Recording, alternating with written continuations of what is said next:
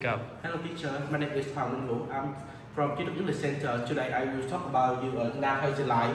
On a new day, Nam met Nam after a long time no see. I'm very surprised because Nam nowadays is very fit and healthy.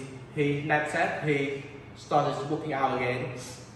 Next, Nam changed by eating no more fast food. He chose eating the fresh food and vegetable. He gave some bad habits like staying up late.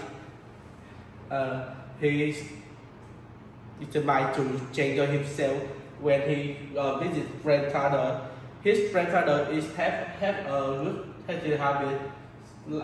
In the daily routine, he do morning exercise, go to bed early, and eat a lot of vegetable. In free time, he some shares with some activity with them, like cooking together, doing gardening, and walking in the park.